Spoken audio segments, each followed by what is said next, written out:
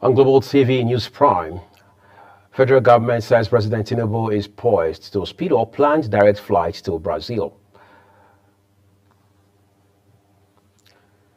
In business, the federal government gives 47 million naira grants to 32 tech inventors, innovators. On the foreign scene, Gabon military ruler delivers anniversary speech 1 year after coup. And in sports, Lagos table tennis boss laments players' exodus. Hello and welcome to all our viewers in Nigeria and around the world to News Prime on Global Television, coming to you live from the nation's capital, Abuja. I am Uyi Agmofwebe. A quick reminder that Global Television is on DSTV, channel 365 and free to air on Nigecomsat. Tonight, President Bola Tinubu has charged the newly appointed Brazilian ambassador to Nigeria, Carlos Jose Arias, to prioritize the establishment of direct flights between Nigeria and his country. Special advisor to the president on media and publicity, Ajuri Ngalale, says the president gave the charge while receiving the letter of credence from the Brazilian ambassador at the presidential villa in Abuja. The president expressed Nigeria's commitment to working closely with Brazil to strengthen bilateral relations and advancing shared priorities, welcoming the country's presidency of the G20 in 2024. The Senate has warned the public against what it described as vicious attempts to tarnish its image and that of its leadership. Senate's position was contained in a statement by Senate's Leaders Directorate of Media and Public Affairs. The Senate, while reacting to a petition against its leader, Okpeyemi Bamidele, said it should no longer treat cases of cheap blackmail against it or any member of the Red Chamber with levity.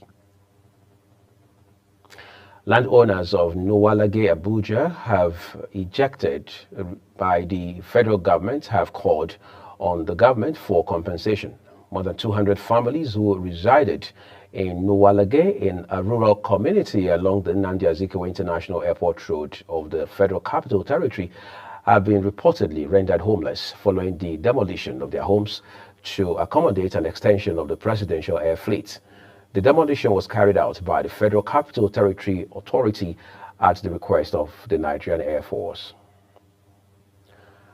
Rivers State House of Assembly, loyal to Governor Siminalayi Fubara, has screened and confirmed Lawrence Oko Jaja as chairman of the board of the Rivers State's Bureau on Public Procurement. Their confirmation took place during plenary at the hallowed chamber of the State House of Assembly in the Government House in Port Harcourt, the state capital. The 8 nominees had appeared for screening before the lawmakers shortly after the reading of a letter sent by the governor to Speaker Victor Oko Jumbo, requesting the House to determine their suitability for appointment as members of the board of the state's BPP. Booth to Booth with Bola Tinubu, a supporting group under the umbrella of the ruling All Progressives Congress APC, has pleaded with the president to, as a matter of urgency, appoint a new minister to oversee the activities of the humanitarian ministry. The group stated this during its distribution of palliatives to APC members in Onitsha South local government area of Anambra State at the Government House.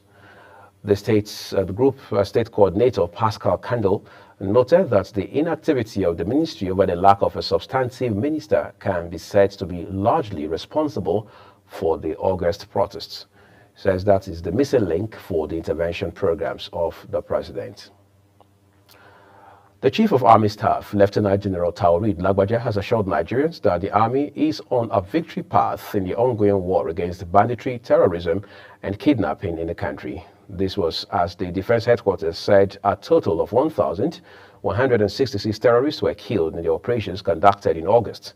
Lagbaja, speaking in Uyo, Akwa Ibom State Capital, at the closing session of the Chief of Army Combined Second and Third Quarters Conference 2024, said though the challenges of insecurity in the country are daunting, the military would achieve a clean victory in the shortest possible time. A former senator representing Kaduna Central Senatorial District, Shehu Sani, has weighed in on the debate surrounding President Bola Tinubu's re-election bid in 2027. Sani noted that the Constitution guarantees every Nigerian have a significant role to play in shaping the future of Nigeria. Governor Alia, who was represented at the occasion by the Permanent Secretary of the State Ministry of Youth and Sports Development, John Akume, urged the corps members to prioritize the skills acquisition and entrepreneurship program of the National Youth Service Corps, NYSC. Some secondary school students will be affected by the federal government's decision to revive the policy that bars individuals under the age of 18 from taking part in the National Examinations Council and West African Examinations Council exams have called for a review. The federal government, through the Minister of Education, Professor Tahir Mamman, had said the age limit for candidates sitting for the Unified Tertiary Matriculation Examination administered by the Joint Admissions and Matriculation Board, JAMB, remains set at 18 years.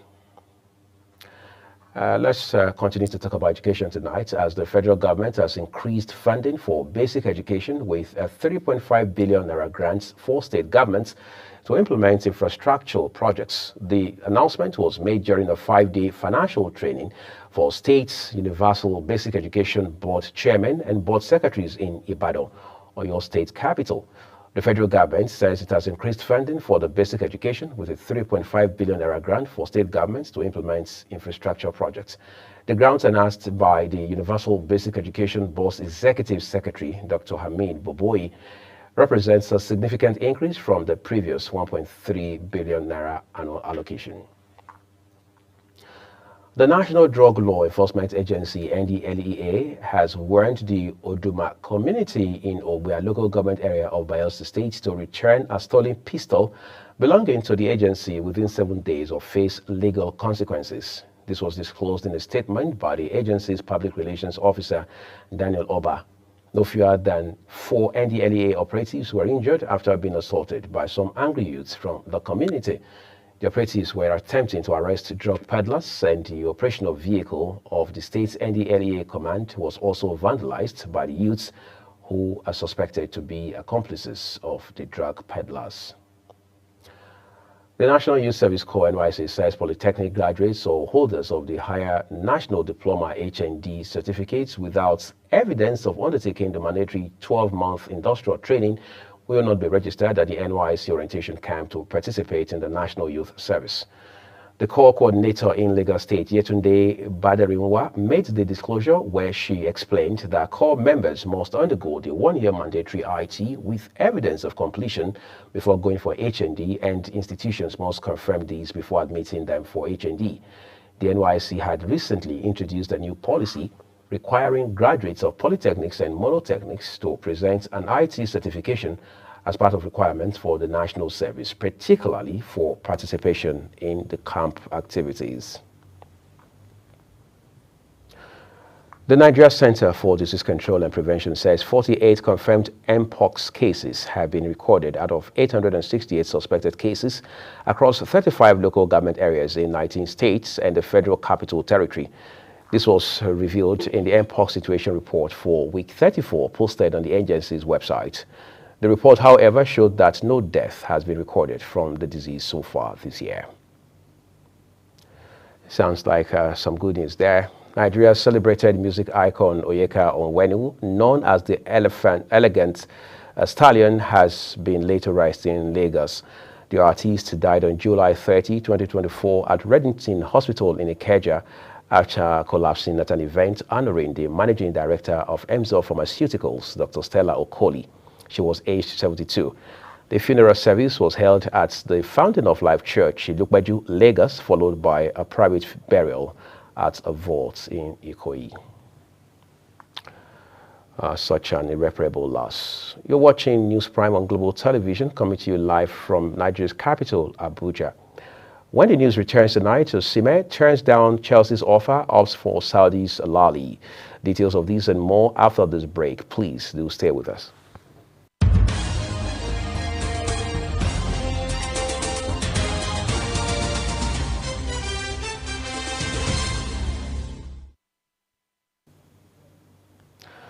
This is Global Television, bringing you a live broadcast of News Prime with Thuyi Agumofwebe. We appreciate your time with us.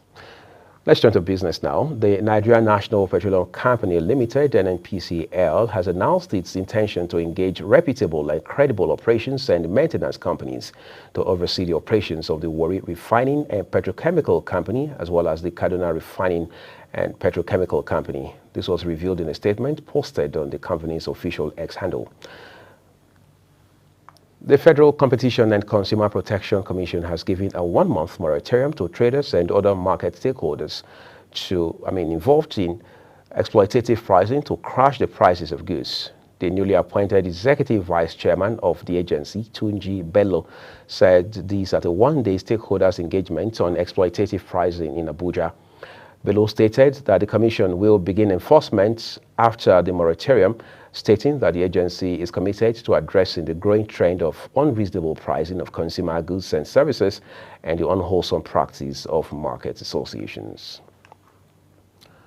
Hundreds of protesters from the Kapam community in Chikun local government area of Kaduna State have blocked the entrance to the Kaduna Refining and Petrochemical Company, demanding compensation for damages caused by toxic chemical discharge from the refinery. The protesters, mostly women, who began their demonstration at dawn, carried placards and displayed dead crop leaves, alleging that the chemical discharge had destroyed their farms, killed their animals, and posed a significant threat to their health. On the foreign scene, a year after seizing power, Gabon's General Brice Oligui Nguema appears to have his sights set beyond events starting Thursday to mark the country's anniversary and firmly on elections this year. The Central African nation's new strongman who deposed President Ali Bongo Ondimba to end the Bongo dynasty's 55-year rule has promised to hand power back to civilians next year. However, Oligui already seems to be campaigning for the presidential election set for August 2025, touring the oil-rich country last month. With Ali Bongo since then confined to his private estate, according to his lawyer, and his wife and eldest son held in conditions denounced by their lawyers, his junta-led transitional government has said little about the Bongo family's fate. And beyond Africa now, the Immigration, Refugees and Citizenship Canada has ended a temporary public policy that allowed visitors to apply for a work permit from within Canada. The agency introduced the policy in August of 2020 to help visitors who were unable to leave the country due to COVID-19 pandemic-related travel restrictions. Under the policy, visitors in Canada could apply for a work permit without having to leave the country. Now, Germany says it's carried out its first deportation of Afghan nationals back to their home country since the Taliban took power in August 2021, as Berlin faces pressure to crack down on migration. In a statement by spokesman Stefan Hestreich, it stated that these were Afghan nationals, all of whom were convicted offenders who had no right to stay in Germany and against whom deportation orders had already been issued by government.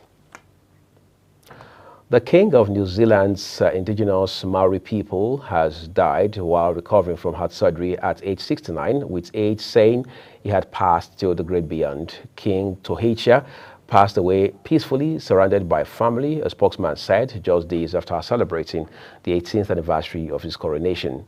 He had been in hospital recovering from heart surgery. Let's get some excitement from the ever-exciting world of sports tonight. Nigerian Super Eagles striker Victor Osimhen has turned down a move to join Chelsea Football Club. The Nigerian forward would prefer a move to join Saudi Arabian side Al Ahly in a 4-year deal with his former employers. Napoli is expected to earn £67.3 million plus add-ons for the Nigeria international. Recall that Osimhen had reportedly agreed to join Chelsea on a €350,000 weekly pay, taking a major step closer to realizing his dream Premier League move. But some significant news regarding the Chelsea target reveals that Osimhen would rather ply his trade in the Saudi Pro League. Time to talk some money. The chairman of the Lagos State Table Tennis Association, Tunji Lawal, has expressed concern over the exodus of players to other states due to a lack of support.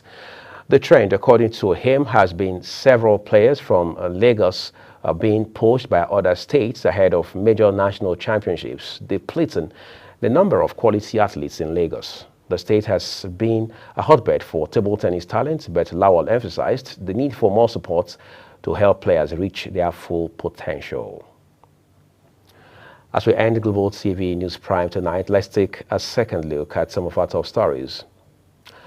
The federal government has said President Bola Tinubu wants to speed up planned direct flight to Brazil. In business, the federal government has announced 47 million naira grants to 32 tech inventors, innovators. On the foreign scene, Gabon military ruler Brice Oligui Nguema has delivered an outstanding speech 1 year after the coup that he led. And finally, in sports, we told you, chairman of the Lagos Table Tennis Association, Tunji Lawal, has lamented players' exodus. And that's all on News Prime here tonight, and it came to you live from Nigeria's capital, Abuja, on Global Television. Just a quick reminder for our viewers that Global TV is on DSTV, channel 365, as well as Star Times, channel 276. You can also catch us on free-to-air on NigComSat. Kindly follow us across all social media platforms using at Global TVNG and other handles as you now see on your screen. I am Uyi Agmofwegwe on behalf of the entire production team here at Global Television in Abuja, the capital of Nigeria. We say thank you for investing a part of your evening with us. We'll see you again.